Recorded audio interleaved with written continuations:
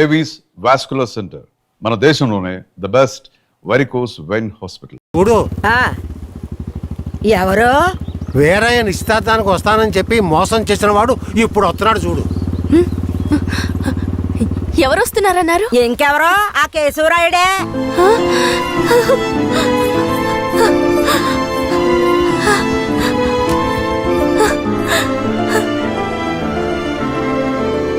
ఆడొద్దంటే ఇదెందుకు పరిగెడుతుంది?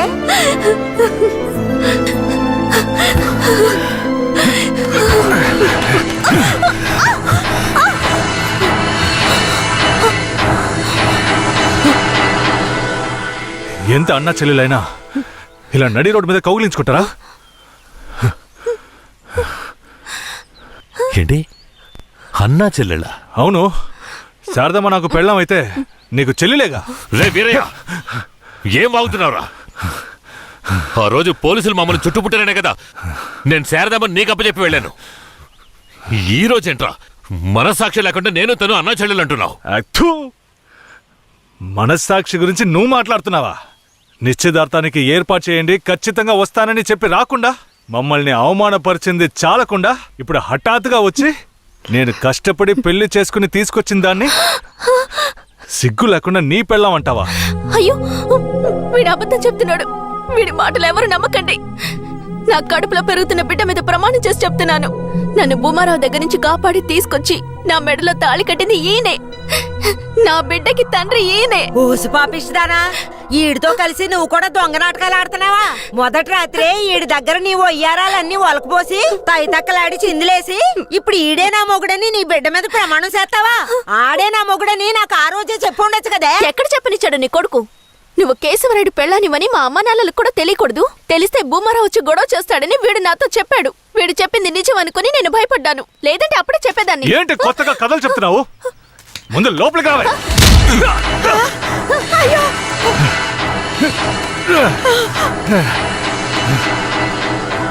ఎంత దమ్ముంటే నా పెళ్ళ మీదే చెయ్యేస్తావు? మాట్లాడుతుంటే వాడిని అలా కొడతావేంటయ్యా? కొట్టడం నీ కొడుకు చేసిన తప్పుకి చంపేస్తా. అరే ఉండవయ్యా కేశవరాయుడా, నాకు నీ గురించి తెలుసు, అదిగో వాడి గురించి తెలుసు. కానీ జరిగింది ఏంటంటే ఆ పిల్లని పెళ్లి చేసుకుని వాడే తీసుకొచ్చి ఇన్నాళ్ళు ఇంట్లో ఉంచుకున్నాడు. కానీ పెళ్లి చేసుకునేది నేను. అది సరేనయ్యా, నువ్వే కావచ్చు. కానీ ఈ పిల్ల పెళ్ళైన రోజు నుంచి నీ పెళ్ళామని ఇక్కడ ఎవరికైనా చెప్పిందా? అమ్మా ఏంటి మళ్ళీ చూస్తున్నావు? చెప్పమ్మా. ఇప్పుడు వాడే కాదు, ఈ ఊరే ఈ పిల్లని వీరయ్య పెళ్ళాం అనుకుంటోంది. ఇప్పుడు నువ్వు వచ్చి ఈ విధంగా చెప్తే మేమేది నమ్మాలయ్యా? అంటే ఈ ఊళ్ళో కేశవరాయుడి మీద మీకున్న నమ్మకం అంతేనా? అంటే నేను చెప్పేది మీరు నమ్మరు కదా? నమ్మకం లేక కాదు కేశవరాయుడు, కానీ సాక్ష్యం అంటూ ఒకటి ఉంటే వేరే చెప్పేది అబద్ధమైపోతుంది కదా. మీకు కావాల్సిన సాక్ష్యమేగా. అర్జున, అయ్యా వెళ్ళి ఆ పూజారిని తీసుకు. ఇదిగో తీసుకొస్తానయ్యా. రా చెప్పు. నన్నేం చెప్పమంటావు కేశవరాయుడు? పిల్లని తీసుకొచ్చింది వీరయ్య, వాడికి పెళ్లి చేసింది నువ్వు. ఇప్పుడు వాడి పెళ్ళాన్ని నీ పెళ్ళమని చెప్పమంటావా?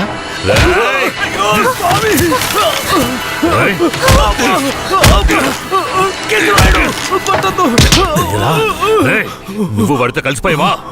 ఆ రోజు వీరయ్య గురించి నేను చెప్పానే, నువ్వు నమ్మావా? ఈ రోజు తెలిసిందా వాడు ఎలాంటి వాడో?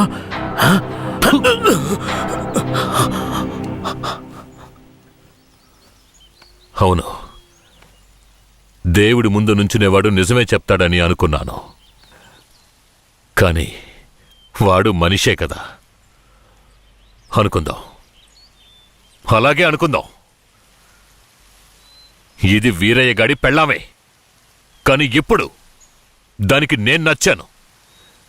నేను దీన్ని తీసుకెళ్ళిపోతాను. మీరేం చేస్తారో చేసుకోండి. రా.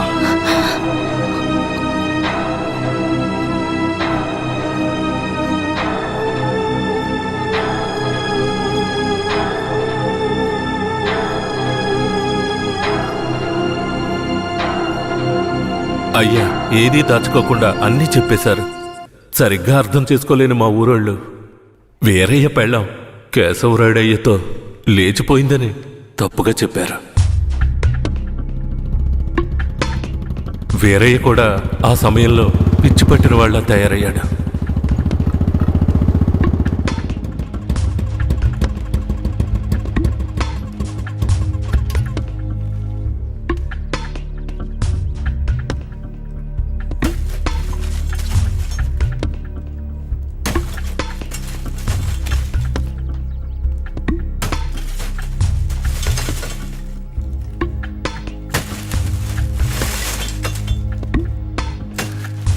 కేశవరాయుడు, నువ్వు చేసిన ద్రోహానికి ఊరంతా నా మీద ఉమ్మేస్తోంది.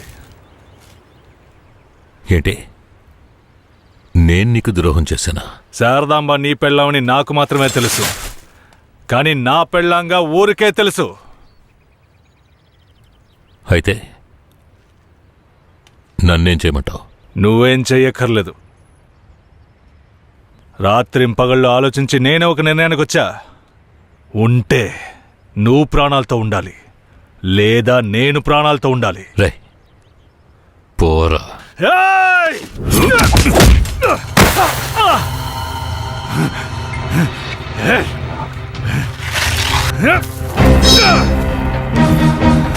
ఏయ్!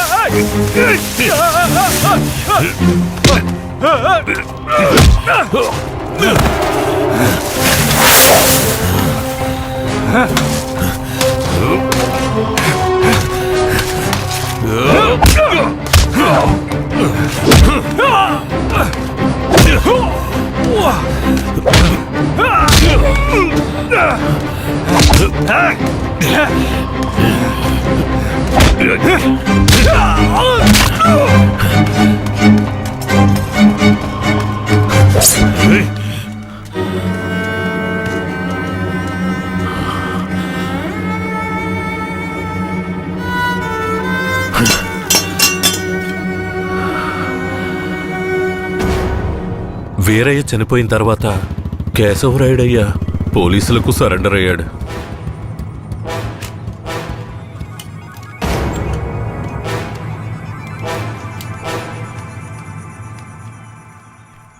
నన్ను క్షమించండి. అయ్యా, నీ మీదే తప్పు లేదయ్యా, అంతా వేరే మీదేనయ్యా తప్పు. నా కన్నబిడ్డ కంటే నిన్నేనయ్యా నమ్ముతున్నాను.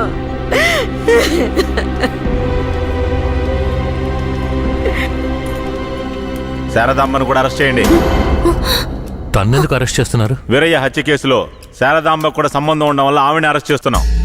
పోలీసులు ఇది పథకం ప్రకారం చేసిందని కేసు పెట్టి శారదమ్మకు మాయకు 8 సంవత్సరాలు శిక్ష పడేలా చేశారు.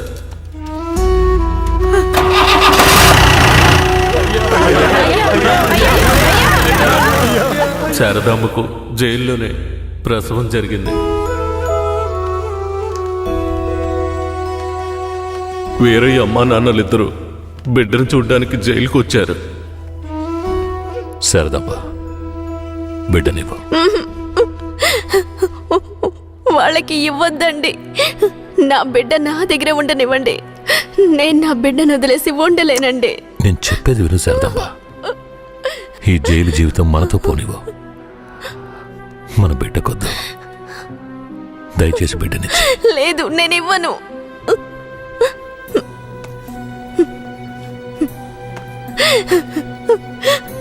ఏమండి, నా మాట వినండి. వద్దు, ఇవ్వద్దండి.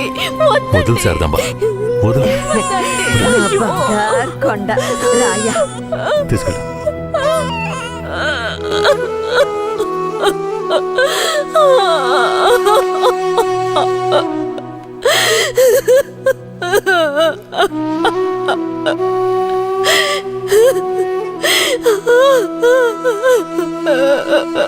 ఇరవై ఏళ్లుగా కేశవరాయుని చంపాలన్నదే నా లక్ష్యం.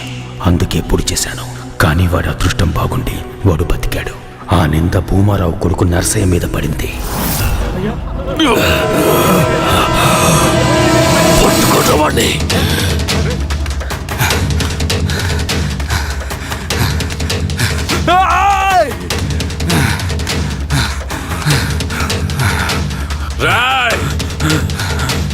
పట్టుకోండి వాడిని.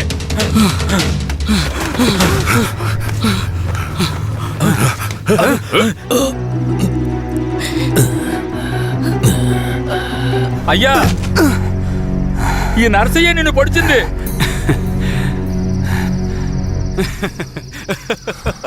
శారదమ్మ,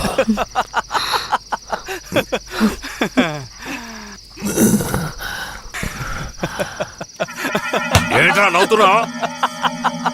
నవ్వనివ్వండ్రా, ఎలాగో పోతాడు కదా. నేను పోవడం గురించి నవ్వడం లేదు కేశవరాయుడు, నీ చావు గురించే నవ్వుతున్నాను. ఎంత పొగరా నీకు? అన్న దగ్గరికి వచ్చి అన్ననే పేరు పెట్టి పిలుస్తావా నిన్ను? మీ అన్నయితే పెద్ద తోప, చావుకు భయపడేరా. మా నాన్నని నువ్వు చంపావు. ఏమన్నా నేను చావుకి భయపడ్డానా? నేను చావు కడుపున పుట్టిన వాణ్ణిరా. నాకు చావంటే భయం లేదు. మీలాంటి వాళ్లతో బతకడం అంటేనే భయం. మరెందుకురా మా నాన్నని నువ్వు చంపావు? నీకు తెలీదా? దొంగగా బతకడం ఇష్టం లేకే బొగ్గు మోట్లు మోసుకుని బతుకుతున్నాం. ఆఖరికి అది కూడా మీకు పోలీసులకి నచ్చలేదు. బొగ్గులోడుతో వెళుతున్న నా లారీలో నాటు తుపాకీలు దాచిపెట్టి నక్సల్స్కి ఆయుధాలు సప్లై చేశారని కేసు ఫిరాయించి ఇరికించాడు చూడు. అందుకేరా నీ బాబుని నా మనిషితో చంపించా. ఎప్పుడు మా నాన్న చావుకి నువ్వు వెలకట్టావో అప్పుడే నీ చావుకి నేను వెలకట్టానురా. ఏంట్రా వాగుతున్నావు? అన్నా కొట్టిన దెబ్బలకు బుర్ర పాడైపోయిందన్నా, అందుకే వాగుతున్నాడు. నేను వాగడం లేదు కేశవరాయుడు, నేను వాగడం లేదు. నిజంగా చెప్తున్నాను, నేను నిన్ను పొడవలేదు. మరి నన్ను పొడిచిందెవరు? అది నేను చచ్చినా చెప్పను. నిన్ను చంపాలన్న కసి నాకంటే వాడి కళ్ళల్లోనే ఎక్కువ కనిపించింది. నేను నిన్ను చంపకపోయినా వాడు ఖచ్చితంగా చంపేస్తాడు. అంటే నువ్వు పొడవలేదు? ఎవరో చెప్పరా? చెప్పరా? నువ్వు పెద్ద కేశవరాయుడు కదా, నువ్వే కనిపెట్టా.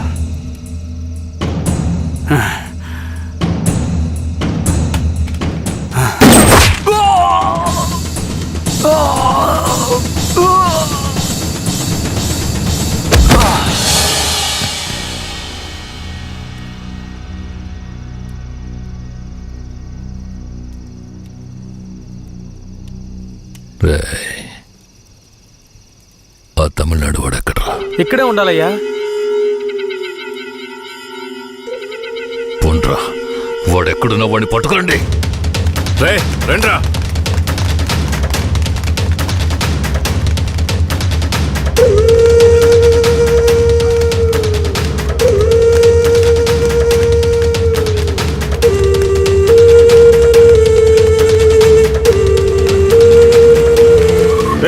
ఊళ్ళో అన్ని చోట్ల ఎతికారా అన్నా? ఊరంతా ఎతికామన్నా. వాడు ఎక్కడా లేడన్నా, బొగ్గుల బట్టి దగ్గరికే వెళ్ళుంటాడు. పోండ్రా, వాడు ఎక్కడున్నా సరే పట్టుకోండి.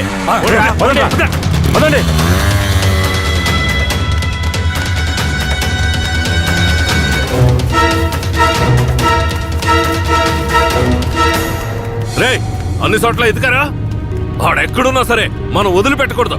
రండి, రండిరా, పదండ్రా.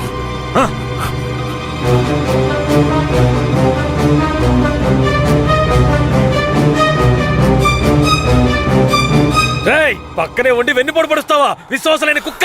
నీ నీచమైన బుద్ధి చూపించావు కదరా ద్రోహి. ద్రోహి నేను కాదురా, ఆ కేశవరాయుడు. ఎవరికి ద్రోహం చేశాడ్రా? మా నాన్నకరా. ఎవర్రా మీ నాన్న? వీరయ్య.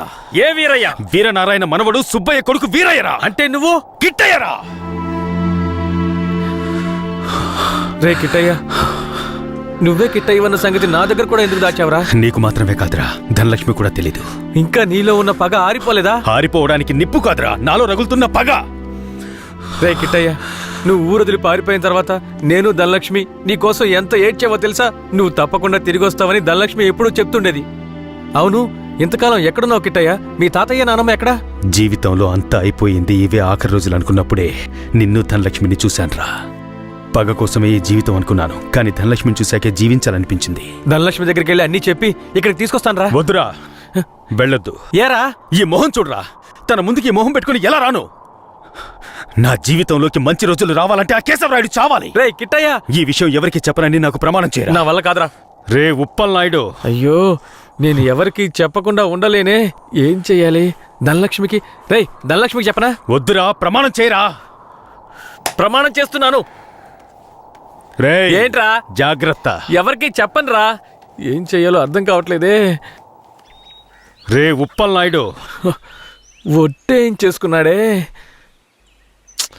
అయ్యో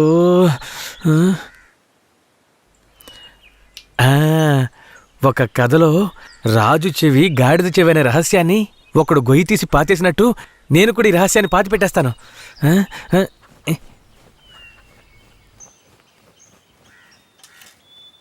ఆ, ఇప్పుడు మన ఊరికి వచ్చాడే రుద్ర. వాడు ఇంకెవరో కాదు, మన ఊరు నుంచి పారిపోయిన వీరయ్య కొడుకు కిట్టయ్య. మొన్న శ్మశాన జాతరలో కేశవరాయుణ్ణి కత్తితో పొడిచింది వీడే. ఈ నిజాన్ని నేను చెప్పేశాను. థు, థు, థు. అమ్మయ్యా. ధనలక్ష్మి, నువ్వెప్పుడొచ్చావు? నువ్వు గొయ్యి తవ్వేటప్పుడే నేను వచ్చాను. ఈ విషయం నీతో చెప్దామనే మీ ఇంటికి వచ్చాను, కానీ నేనే కిట్టైనని ఎవరితోనూ చెప్పొద్దని నా చేత ఒట్టేయించుకున్నాడు. నేను ఇప్పుడు కూడా మాట తప్పలేదు, ఈ గుంటకే చెప్పాను, కానీ నువ్వు వినేశావు. వాడు మనసు కరిగిపోయేలా ఒక మాట చెప్పాడు. పగ కోసమే ఈ జీవితం అనుకున్నాను, కానీ ధనలక్ష్మిని చూశాకే జీవించాలనిపించింది అని. ధనలక్ష్మి, ఇక మీదట వాడు మారిపోతాడు. వాడు ఊరు నుంచి వెళ్ళిపోయే లోపు ఒక్కసారి నిన్ను చూడాలంటున్నాడు. వాడు వెళ్ళిపోవాలా ఉండాలా అన్నది నీ చేతిలోనే ఉంది ధనలక్ష్మి. ధనలక్ష్మి, ధనలక్ష్మి.